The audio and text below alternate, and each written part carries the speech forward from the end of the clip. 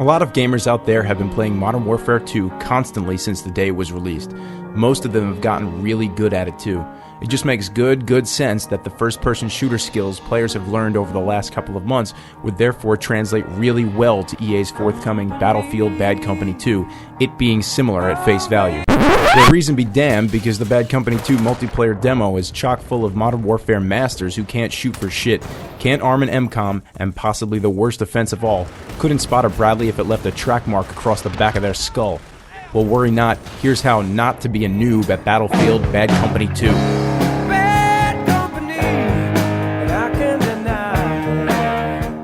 Learn to spot and do it always. While Bad Company 2 does support in-squad voice chat, it's only with your 3 squad mates. It's imperative that you quickly let everyone on your team know where the enemy is hiding, flush them out, and fix them from all angles. Do this by placing your sight on opposing player and pressing the back or select button.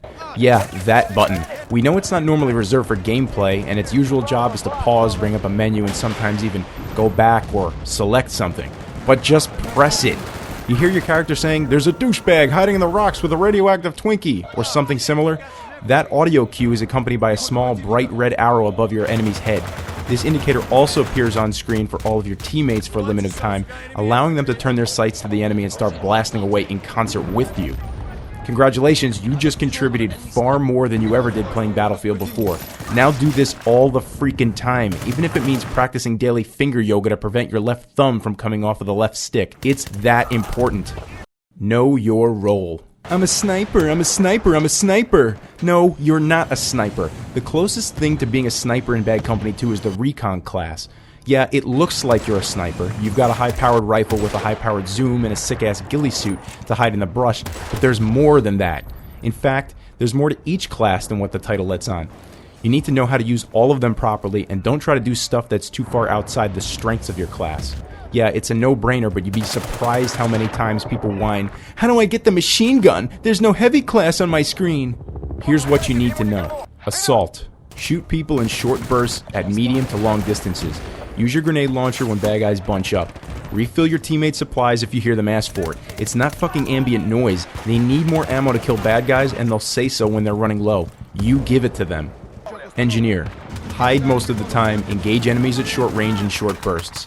Hide some more, pop out and send an RPG at the side or back of a tank or other armored vehicle.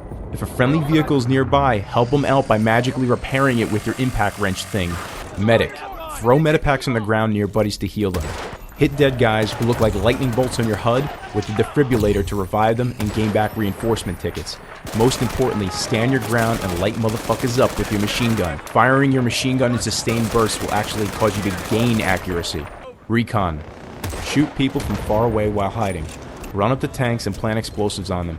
Calmly run in the opposite direction when encountered by anyone who's not holding their dick. Don't be a pussy, but don't waste tickets either. In Modern Warfare, you can be a pussy and get away with it. Much of the time, even the good players are camping behind a refrigerator or in a bathroom stall.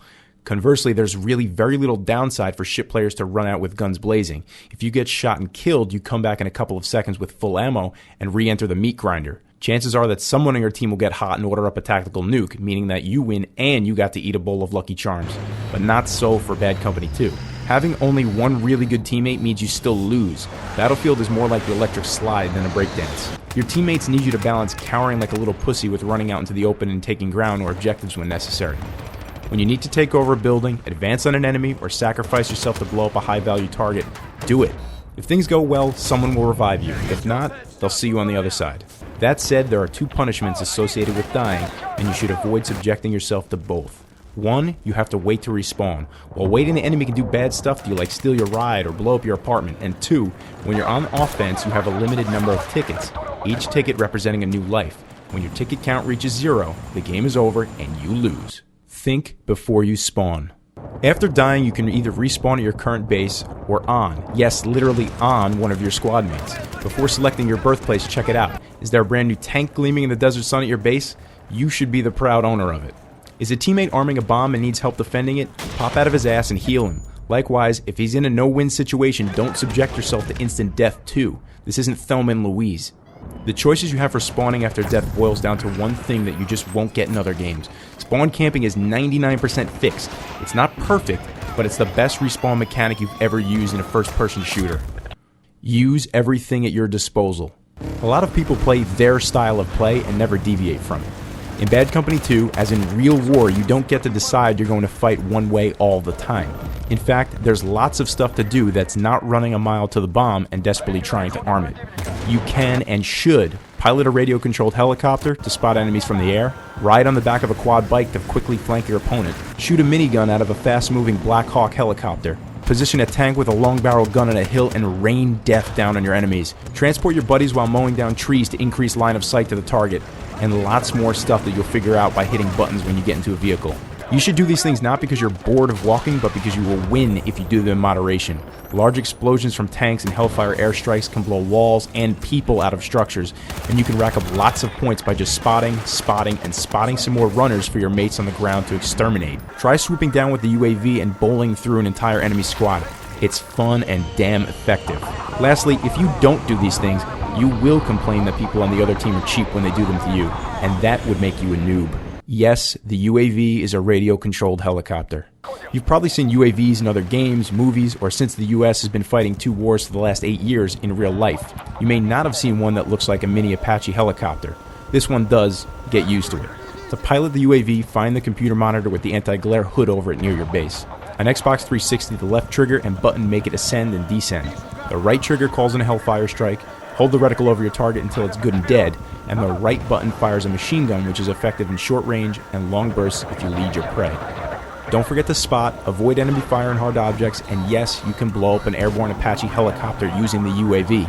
If you do it, you will yell in excitement. Lastly, if the opposing team is hurting you something fierce using their UAV, then send someone to go kill the operator, or better yet, light up the entire computer terminal like it's Christmas at the Griswolds. Aim high and be patient. Everything is affected by gravity. It's just a fact of life. This includes bullets and other projectiles. It also means that you can shoot stuff that's far away by aiming high. It will take a little effort to forget the false science that Modern Warfare 2 has taught you, but you'll eventually get used to it, especially if you spend a lot of time manning the gun in a tank. Oh, and don't complain that your bullets don't reach their target instantly. They don't. While alarming and a little frightening at first, you'll soon find that having to wait for the bullets to travel super long distances adds to the realism and suspense of Bad Company 2. Switch kits. When you kill an enemy, he'll drop what looks like his gun. It's not actually his gun. It's more than his gun. It's his soul contained within a magic idol that looks like a gun.